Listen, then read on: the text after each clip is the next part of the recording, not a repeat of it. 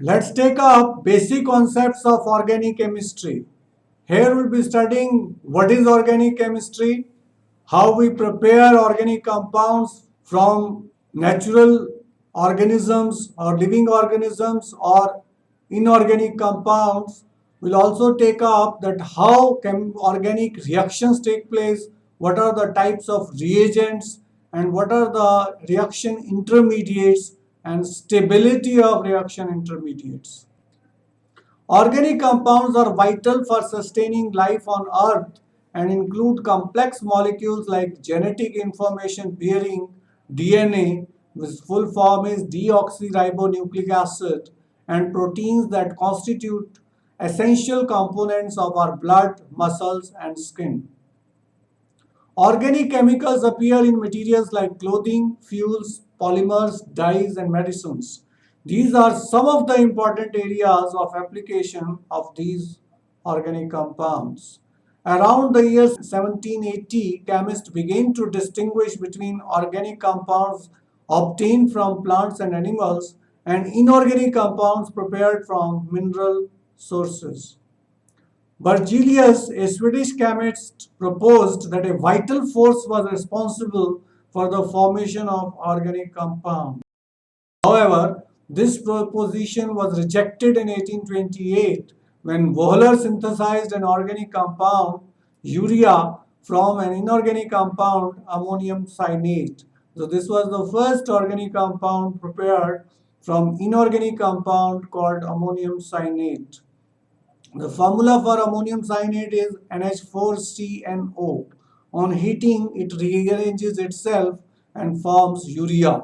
This reaction can also be called as isomerization reaction because both the compounds ammonium cyanate and urea have same chemical formula or empirical formula but different structural formula. So this reaction can be regarded as isomerization reaction. The pioneering synthesis of acetic acid by Kolbase and methane by Berthelot showed conclusively that organic compounds could be synthesized from inorganic sources in the laboratory. First, we are taking most important concept, that is tetravalency of carbon. The outermost orbit of carbon contains 4 electrons. As such, its valency should be 4. According to Lee, Bell and Van't, 4 valencies of carbon atom are directed towards 4 corners of regular tetrahedron, and the 4 valency make an intervalency angle of 109.5 degree with one another. This is the shape. One carbon is attached to 4 atoms at the angle forming tetrahedral shape, and these are the corners of the tetrahedron, and this bond angle is 109.5 degree. And this carbon will have sp3 hybridization, and in sp3 hybridization bond angle is 109.5 degree. Some characteristic features of pi bond we are going to discuss. In pi bond formation, parallel orientation of the two p orbitals on adjacent atom is necessary for a proper sideways overlap. For example, in ethene molecule, all the atoms must be in the same plane, and the p orbital are mutually parallel, and both the p orbitals are perpendicular to the plane of the molecule. Rotation of one CH2 fragment with respect to other interferes with the maximum overlap of p orbitals, and therefore such rotation around carbon-carbon double bond is restricted. The electron charge cloud of the pi bond is located above and below the plane of bonding atoms, and this results in the electrons being easily available to the attacking reagents.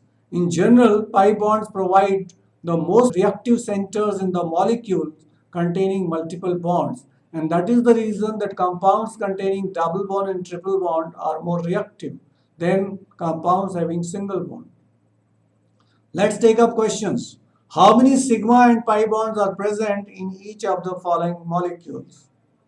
In A part, we have got CH, triple bond C, single bond CH, double bond CH, CH3.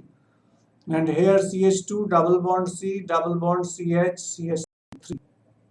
Now, sigma Carbon-carbon bonds are four. This is one carbon-carbon bond, this is another carbon-carbon bond, this is the third carbon-carbon bond, and this is fourth carbon-carbon bond. Sigma CH bonds are six. This is one CH bond, this is another CH bond, this is the third CH bond, and three CH bonds are here, so total CH bonds are six. There is one carbon-carbon double bond, and in carbon-carbon triple bond, there are two pi bonds.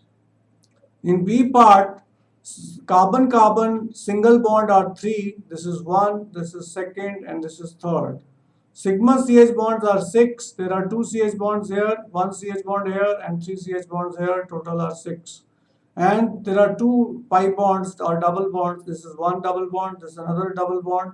So in which one is sigma each and one is pi each. So total pi bonds are two. Next important topic is hybridization. Now first we are defining what is hybridization. Hybridization is the intermixing of atomic orbitals of slightly different energies to give rise to hybridized orbitals having exactly equal energy, identical shape, and more stability. So what is the cause of hybridization? Hybridized orbitals are more stable than unhybridized orbital. That is the cause of hybridization. Now, example of hybridization you are seeing in your daily life. All of you bring lunch and during break you share lunch with each other. What is the purpose of sharing? That everybody must have brought different things. And if you taste different things, you will become more happy or more comfortable. In the same way, the atomic orbitals which differ in their energy or slightly differ in their energy, they intermix with each other and result in the formation of hybridized orbitals which have equal energy, identical shape, and more stability. Salient feature of hybridization. The first condition for hybridization to take place is that the orbitals which are taking part in hybridization must have almost equal energy. Now, if their energy is widely different, then hybridization cannot take place. Another important point is that these orbitals should be valence orbitals only. That is, outermost orbitals only take part in hybridization.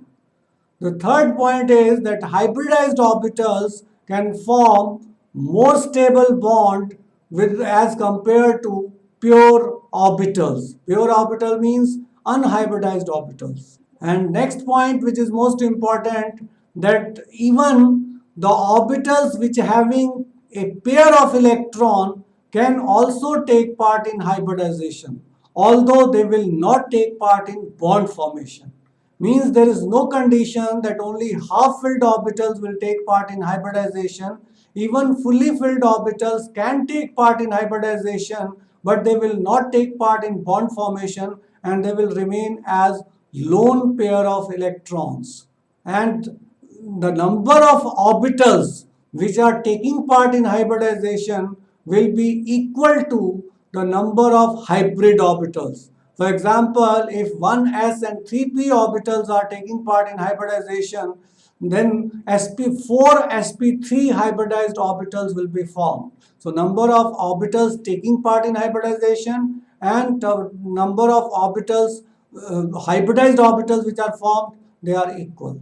Important conditions for hybridization to take place. First thing is that only valence orbitals take part in hybridization, and these orbitals should differ slightly in their energies. Second point is that excitation of electron is not necessary for hybridization to take place. Excitation of electron will take place only to meet the valency or oxidation state of the central atom. But it has no condition, prior condition for hybridization to take place. Thirdly, orbitals should only be half-filled. For hybridization is not a condition, rather the orbitals can be empty or half-filled or fully filled and it can take part in hybridization. So hybridization has nothing to do with the number of electrons present in that particular orbital. Rather, it is intermixing of atomic orbitals having slightly different energy to give rise to hybridized orbitals which have exactly equal energy. And the orbitals which have the pair of electron will not take part in bond formation, and this will remain as lone pair. And if empty orbital is taking part in hybridization, it will accept a lone pair of electron from other atom or molecule to form a coordinate bond. The shape of molecule is decided with the help of hybridization. That is sp3 hybridization. There are 4 sp3 hybridized orbitals which are directed in space along the corner of tetrahedron. That is, sp3 hybridized orbitals will have tetrahedral shape. Similarly, sp2 hybridized will have trigonal shape. It means that the shape of molecule is decided with the help of hybridization.